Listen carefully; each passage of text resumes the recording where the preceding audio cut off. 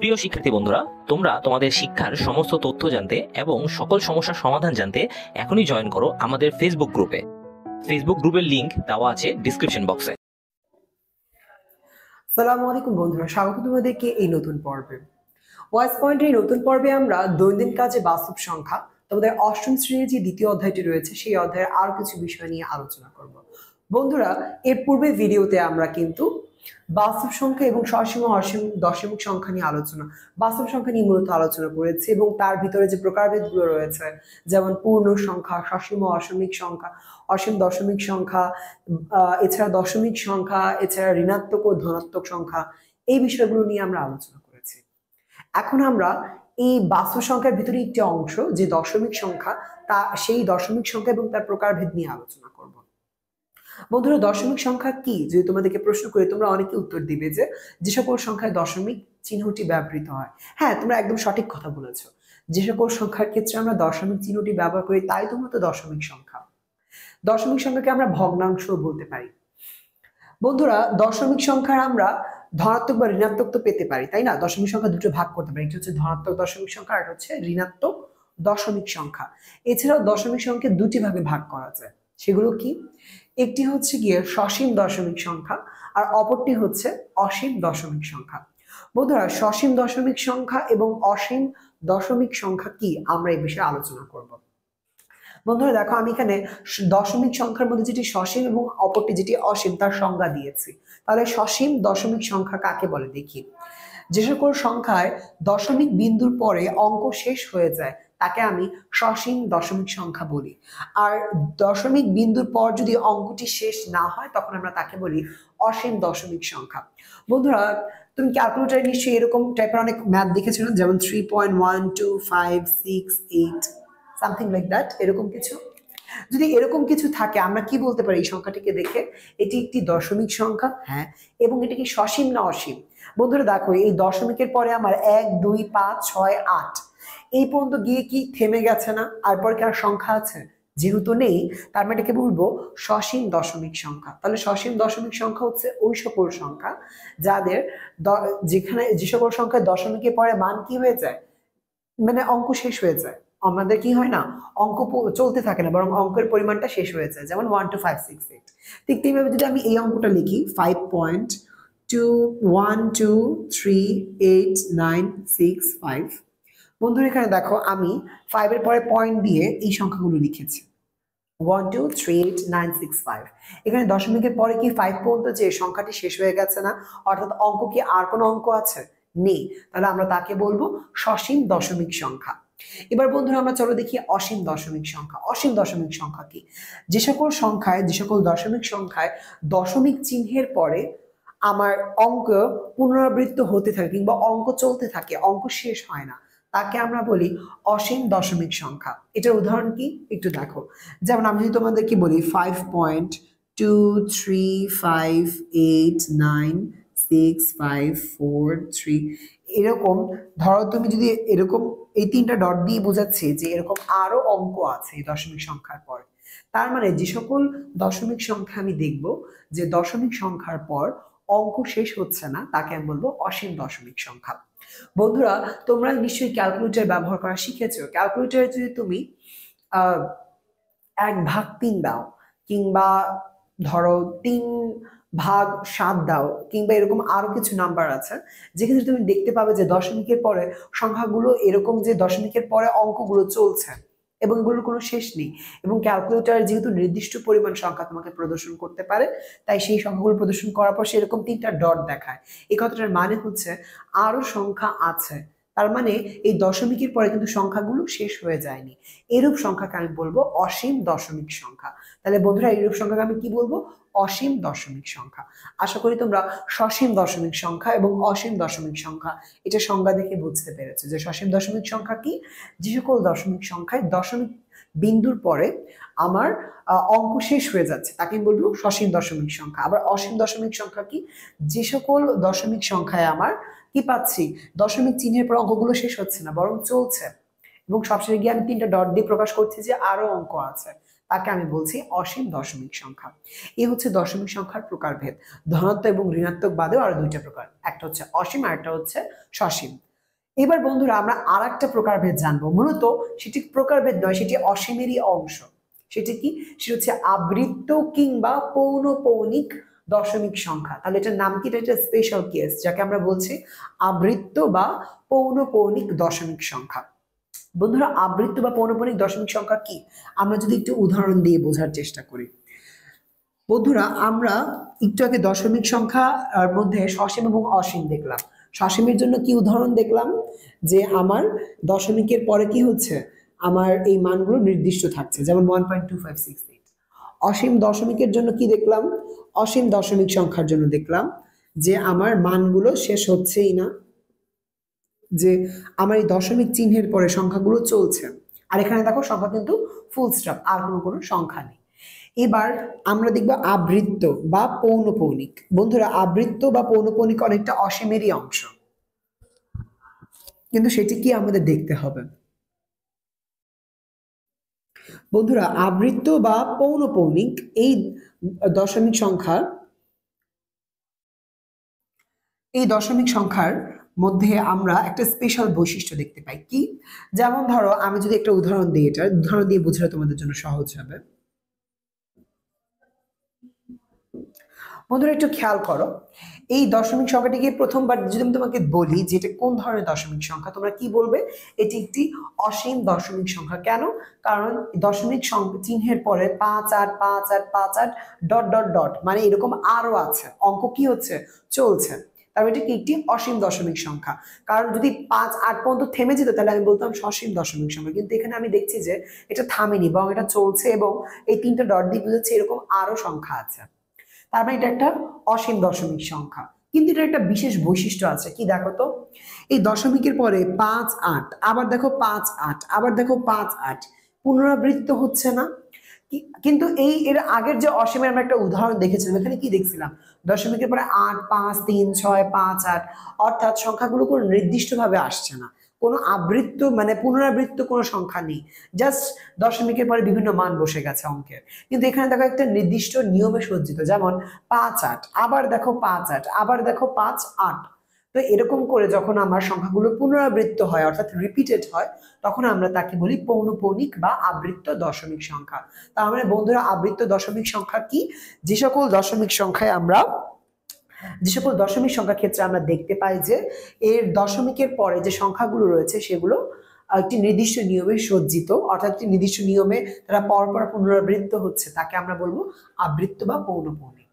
যেমন বন্ধুরা এটা যে শুধুমাত্র এই দুইটা সংখ্যায় পুনরাবৃত্ত হবে তা না, এর থেকে বেশি অঙ্ক পুনরাবৃত্ত হতে পারে। যেমন আমি যদি লিখি 5.66666, এরকম 6 যদি একের পর এক চলতে থাকে, দেন তাকে বলবো আবৃত্ত বা পৌনঃপৌনিক দশমিক সংখ্যা। কিংবা ধরো আমি যদি তোমাকে বলি 2.536536536 ডট ডট ডট, এর মানে হচ্ছে এই দশমিকের পরে 5 3 6 5 3 6 5 3 6 করে অঙ্কগুলো কি হচ্ছে, রিপিট হচ্ছে, 3টা করে অঙ্ক আমার রিপিট হচ্ছে। তার মানে রিপিট যে শুধুমাত্র একটা সংখ্যাই হবে বা দুটো সংখ্যা বা 3টা সংখ্যা তা নয়, রিপিট কিন্তু 4টা সংখ্যা পরপর হতে পারে, 5টা সংখ্যা পরপর হতে পারে। তো আমাকে ওই বিষয়টা লক্ষ্য রাখতে হবে যে কয়টা সংখ্যা রিপিট হচ্ছে। তার মানে এই যখন আমি এইরকম দশমিক সংখ্যার মধ্যে, অসীম দশমিক সংখ্যার মধ্যে আমি রিপিট পাবো একটি নির্দিষ্ট নিয়মে, তখন আমি তাকে কি বলবো, তখন আমি তাকে বলবো আবৃত্ত বা পৌনঃপৌনিক দশমিক সংখ্যা।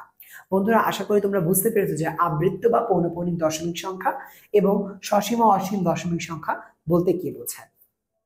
বন্ধুরা এবার আমরা কিছু অঙ্ক করব এই সসীম ও অসীম দশমিক সংখ্যার উপর ভিত্তি করে, কিছু আমরা অঙ্ক দেখব। বন্ধুরা আমরা এখন কিছু গাণিতিক সমস্যার সমাধান করা শিখবো এই টপিকের উপর বেস করে। আমাদের এই সসীম অসীম দশমিক সংখ্যায় আমাদেরকে বলা হয়েছে যে কিছু দশমিক সংখ্যা দেওয়া আছে, বিশেষ করে পৌনঃপৌনিক বা আবৃত্ত দশমিক সংখ্যা, এবং সেটিকে সাধারণ ভগ্নাংশে প্রকাশ করতে বলেছে। বন্ধুরা তোমরা কিন্তু একটি বিষয় জানো যে দশমিক সংখ্যা এবং ভগ্নাংশ কিন্তু মোটামুটি একই বিষয়কে নির্দেশ করে। আমরা একটি দশমিক সংখ্যা যেরকম ভগ্নাংশে রূপান্তর করতে পারি, একটি ভগ্নাংশকে ঠিক তেমনিভাবে দশমিক সংখ্যায় রূপান্তর করতে পারি। আমরা এখন একটি দশমিক সংখ্যা কিভাবে ভগ্নাংশে রূপান্তর করা যায় সেই বিষয়টি দেখব। বন্ধুরা এখানে আমি দুটি সংখ্যা লিখে রেখেছি, একটা হচ্ছে 3.666, অর্থাৎ দশমিক পরে 6 বারবার রিপিট হচ্ছে, আর একটা হচ্ছে 1.272727, যেটা কি হচ্ছে, রিপিট হচ্ছে। বন্ধুরা, তোমাদেরকে একটি বিষয় জানিয়ে রাখা ভালো, এই 3.666 এর যে রিপিট হচ্ছে এটাকে তুমি এভাবে দেখাতে পারো 3.6 ডট কিংবা 3.6 বার। তোমরা এই রিপিট হওয়াটাকে ডট কিংবা বার এই দুটা চিহ্ন দিয়ে বোঝাতে পারো। এই চিহ্নটাকে বলা হয় বার, উপরে একটা রেখার মতো, আর উপরে একটা ডট দেওয়াকে আমরা ডট চিহ্ন বলি। তো এই ডট এবং বার এই দুটো দিয়ে তুমি কি বোঝাতে পারো? রিপিট হওয়াটা বোঝাতে পারো। যেমন বন্ধুরা, আমি যদি তোমাদেরকে লিখতাম 5.353535, তাহলে এটাকে তুমি কিভাবে ধরো ডট ডট ডট মানে আরো আছে, তো ধরো এটাকে তুমি কিভাবে লিখবে? তুমি দশমিক, তুমি চাইলে ডট কিংবা বারের মাধ্যমে প্রকাশ করতে পারো। কিভাবে? তুমি যদি বারের মাধ্যমে প্রকাশ করো তাহলে পুরোটাই দিবে, মানে যেটা রিপিট হচ্ছে, অর্থাৎ 3-5 কি রিপিট হচ্ছে না, 3-5ই তো বারবার রিপিট হচ্ছে, তাই দশমিকের পরে একটা 3-5 লিখে সেই 3-5-এর উপরে এই বার কথাটার মান হচ্ছে 3-5 বারবার রিপিট হচ্ছে। আবার তুমি কি করতে পারো? এটাকে ডট দিয়ে দেখাতে পারো। কিভাবে? 3.35, প্রথম ডটটা হবে কোনটা রিপিট হচ্ছে সেটার শুরু, অর্থাৎ 3 দিয়ে শুরু হচ্ছে, আর দ্বিতীয় ডটটা হবে যেখানে শেষ, অর্থাৎ 5 দিয়ে শেষ হচ্ছে না, অর্থাৎ 3 দিয়ে শুরু 5 দিয়ে শেষ, আবার 3 দিয়ে শুরু 5 দিয়ে শেষ, তাহলে যেটা দিয়ে শেষ সেটার উপরে ডট আসবে। তাহলে এইভাবে আমরা এই 5.333535 কে আমরা এভাবে দেখাতে পারি 5.35, কিংবা এখানে এরকম 5.35। এই ডট দিয়ে আর উপরে দশমিকের পরে যদি আমি ডট কিংবা বার দিই, তা দ্বারা আমি কি বলতে পারি? এই রিপিটেড মানটা বোঝাতে পারি। বন্ধুরা, চলো এবার আমরা এর ভগ্নাংশ রূপটি দেখি। বন্ধুরা, ভগ্নাংশ করার জন্য প্রথমে আমাদেরকে যে কাজটি করতে হবে তা হচ্ছে আমাকে এই যে মানটি আমার দেওয়া থাকবে, যে সংখ্যাটি, তাকে ক ধরে নিব। কি করব? ক। ক সমান সমান 3.666 ডট ডট ডট, ধরো এটা ধরে নিলাম আমি। এরপর আমাকে কি করতে হবে? এটাকে 10 কিংবা 100 কিংবা 1000 এই সকল সংখ্যা দিয়ে গুণ করতে হবে। ধরো বন্ধুরা, তুমি ককে 10 দিয়ে গুণ করো, 10 দিয়ে গুণে কি হবে? 10 ক। তাহলে এই পুরো সংখ্যাটাকে যখন তুমি 10 দিয়ে গুণ করবে, তুমি এরকম একটা সংখ্যা পাবে 36.666 ডট ডট। বন্ধুরা, আমরা কি করেছি? এটার সাথে 10 দিয়ে গুণ করেছি। বন্ধুরা, তুমি যদি একটু খেয়াল করো, আমি যদি তোমাদেরকে দেখাই যে 3.666 ডট ডট এটার সাথে যখন 10 দিয়ে গুণ করি, মনে রাখবে যখন একটা দশমিক সংখ্যাকে 10, 100 এগুলো দিয়ে গুণ করা হয়, তখন দশমিকের পরের সংখ্যাগুলো দশমিকের বাইরে চলে আসে। ডিপেন্ড করে তুমি কত দিয়ে গুণ করছো। যেমন আমি এখানে 10 দিয়ে গুণ করছি, তাই না? দেখো তো বন্ধুরা, 10-এর পরে, 10-এর মধ্যে এই 1-এর পরে কয়টা শূন্য আছে? একটা শূন্য। তাহলে এই 10 দিয়ে যখন 3 দশমিক এটাকে গুণ করব, তখন মাত্র দশমিকের পরে একটা অঙ্ক সামনে চলে আসবে, অর্থাৎ আমার রেজাল্টটা দাঁড়াবে 36.666। তার মানে বন্ধুরা কি করলাম? এই দশমিকের পরে যে একটা 6কে আমি সামনে নিয়ে আসলাম, কি হলো? 36। আর এই বাকি 6গুলো আমার এখানে বসে গেল, 6 রিপিট হচ্ছে। এখন বন্ধুরা আমি কি করব? এই 10 ক এবং ক বিয়োগ করব। তাহলে আমি এই মাত্র গুণ করে যা পেলাম এবং আমার যেটা দেওয়া আছে তাদেরকে বিয়োগ করব। বিয়োগ করলে দেখি কি হয়। যেমন 10 ক মানে কি? 36.666 ডট ডট ডট, আর ক মানে হচ্ছে গিয়ে 3.666 ডট ডট ডট। বন্ধুরা, এদেরকে বিয়োগ করলে আমি কি পাই? 10 ক বিয়োগ ক 9 ক পাই। কি পাই বন্ধুরা? আমি 9 ক। তাহলে 9 ক সমান সমান এখানে কি পাই? 9 ক সমান সমান 36। এখানে আমার 3 দিয়ে বিয়োগ হচ্ছে, তাই না? 36 বিয়োগ 3 মানে কি? 33। আর দেখি দশমিকের বিয়োগ। বন্ধুরা দেখো, এখানে আমার দশমিক পার্টটা আর এখানে দশমিক পার্টটাকে একদম হুবহু সেম না? আর হুবহু সেম সংখ্যাকে বিয়োগ করলে কি হয়? 0। তার মানে দশমিকের পরে কি হবে? 0, অর্থাৎ 33.0। এই 33.0কে আমরা না লিখলেও চলে। তাহলে আমার কি হয়? শুধুমাত্র 33। 9 ক সমান সমান 33। তাহলে ক সমান সমান কি? 33/9। আমরা কি করলাম? 9 ক সমান সমান 33, যেখানে 9 কতে 9 কি আছে? ক এর সাথে গুণ আকারে আছে, তার মানে শুধু ক সমান সমান কি? 9টাকে ওপাশে নিয়ে গেলাম, ভাগ হয়ে গেল, তাহলে 33/9। বন্ধুরা, তাহলে ক সমান সমান 33/9। আবার বন্ধুরা দেখো তো, ক সমান সমান কি ছিল? 3.6666 রিপিট যেটা হচ্ছে। তার মানে এই পুরোটুকুর মান হচ্ছে 33/9 ভগ্নাংশ আকারে। তাহলে বন্ধুরা দেখতে পেলে আমরা এই ভগ্নাংশটাকে ভগ্নাংশ আকারে কি দেখালাম? দশমিকটাকে 33/9। আশা করি তোমরা বুঝতে পেরেছো। তাহলে তোমাকে যখন এরকম একটি দশমিক সংখ্যা দেওয়া থাকবে, বিশেষ করে পৌনঃপুনিক বা আবৃত্ত দশমিক সংখ্যা, তুমি তাকে কিভাবে ভগ্নাংশে রূপান্তর করবে? প্রথমে সেই দশমিক সংখ্যাটাকে তুমি 10, 100 বা 1000 দিয়ে গুণ করবে। ডিপেন্ড করে যে তুমি কত দিয়ে গুণ করলে তোমার একটা পূর্ণ মান বের হবে। মানে যেমন দেখো, আমি 10 ক দিয়ে ক বিয়োগ করেছি, আমি এই পূর্ণ সংখ্যাগুলোকে তো বিয়োগ করেছি, কিন্তু আমার মূল লক্ষ্য হচ্ছে গিয়ে এই যে পরের যে দশমিক সংখ্যাগুলো সেগুলো যদি সেম সেম হয়, অর্থাৎ কাটাকাটি যায়। তাহলে দেখো, আমি এখানে জাস্ট 10 দিয়ে গুণ করে 36.66 পেয়েছি, আর এখানে ক এর মান 3.66 ছিল। দেখো তো দশমিকের পরের অংশগুলো হুবহু সেম, তাই আমি সহজেই কাটতে পেরেছি। ঠিক তেমনি ভাবে কখনো তোমাকে এটাকে 100 দিয়ে গুণ করতে হতে পারে, কখনো 1000 দিয়েও গুণ করতে হতে পারে, ডিপেন্ড অন তোমাকে কোনটা মানে দশমিক সংখ্যাটা কিরূপ দেওয়া আছে। এবং পরবর্তীতে কি করবে, যেই সংখ্যাটিকে বানাবে 10 ক হোক, 100 ক হোক বা 1000 ক হোক, সেটা দিয়ে ক কে বিয়োগ করে দিবে। বিয়োগ করে দিলে তুমি একটা পূর্ণমান পাবে বিয়োগে, আর এখানে ক এর সাথে কোনো একটা সংখ্যা পাবে, সেটাকে আবার কি করবে, বসে ভাগ করে দিবে। তাহলে তখন তুমি ক অর্থাৎ এই যে দশমিক সংখ্যাটা তার একটা ভগ্নাংশ রূপ পাবে। আশা করি তোমরা বুঝতে পেরেছো। এবার বন্ধুরা চলো আমরা 2 নম্বর অঙ্কটা করি। 2 নম্বর অঙ্কটাকে সমাধান করি, সাধারণ ভগ্নাংশকে রূপান্তর করি। বন্ধুরা যদি আমরা একটু খেয়াল করি, 2 নম্বর অঙ্কে আমি কি দিয়েছি, 1.27 আর দুটো ডট দিয়েছি।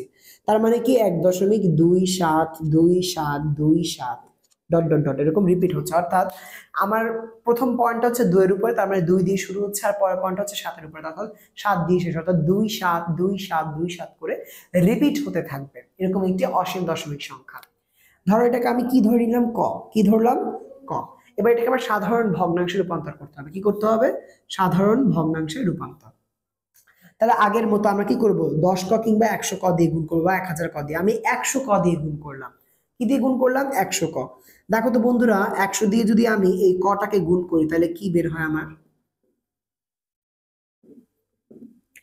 বন্ধুরা যেহেতু একের পরে দুইটা শূন্য, আর 100 দিয়ে যেহেতু এটাকে গুণ করছি, তাহলে মনে রাখবে এই সংখ্যাটা এখন দেখতে এরকম হবে, 127.2727 ডট ডট ডট। এর মানে যখনই আমি একটি সংখ্যাকে দশমিক সংখ্যাকে 100 দিয়ে গুণ করি, একের পরে যেহেতু দুইটা শূন্য, তাই দশমিকের পরে দুইটা অঙ্ক সামনে চলে আসবে। দেখো তো এই দশমিকের পরে কি আছে, 2 আর 7, তার মানে দুইটা অঙ্ক, তার মানে 2 আর 7 কি হবে, সামনে চলে আসবে, অর্থাৎ কি হয়ে যাচ্ছে, 127। এরপরে বাকিগুলো দশমিকের পরে বসে যাবে, অর্থাৎ 0.272727 রিপিট হতে থাকবে। বন্ধু এখানে দেখো তো, আমি যখন এখানে 100 ক করলাম, 100 ক এর যে মানটা আর ক এর যে মানটা, এদের মধ্যে সিমিলারিটি কি, ক এর দশমিকের পরের যেটা আছে আর 100 ক এর দশমিকের পরে যেটা আছে হুবহু সেম না, অর্থাৎ 272727। এখানেও দেখো 272727 দশমিকের পরে। আমরা এই জিনিসটাকে ঠিক রাখবো। এবার চলো বন্ধুরা, আমরা যদি বিয়োগ করা, আমরা এখন এটাকে কি করে দিব, এই 100 ক এবং ক কে বিয়োগ করে দিব। তাহলে 100 ক বিয়োগ ক, তাহলে আমার কি দাঁড়াচ্ছে, 127.2727 ডট ডট ডট বিয়োগ 1.2727 ডট ডট ডট। তার মানে আমার 100 ক বিয়োগ ক আমি মানগুলো বসালাম। বন্ধুরা খেয়াল করো তো, এই 100 ক এর দশমিকের পরে যা আছে আর এখানে ক এর দশমিকের পরে যা আছে হুবহু সেম না, একই দেখতে না, 0.272727। তাই আমার বিয়োগ করার ফলে এই পার্টগুলো কি হয়ে যাবে, কাটাকাটি হয়ে যাবে, অর্থাৎ এই দশমিকের পার্টগুলো শেষ। তাহলে কি থাকে আর, 127 আর এখানে বিয়োগ 1, 127 বিয়োগ 1 করলে কত হয়, 126। আর ওই যে দশমিক পার্টটা কি হয়ে গেল, সেম সেম দেখে কাটাকাটি চলে গেল। আবার এখানে দেখো বন্ধুরা, 100 ক বিয়োগ ক, তার মানে কত ক হয় বন্ধুরা, 99 ক। 100 ক থেকে একটা ক বিয়োগ করলে হয় 99টা ক।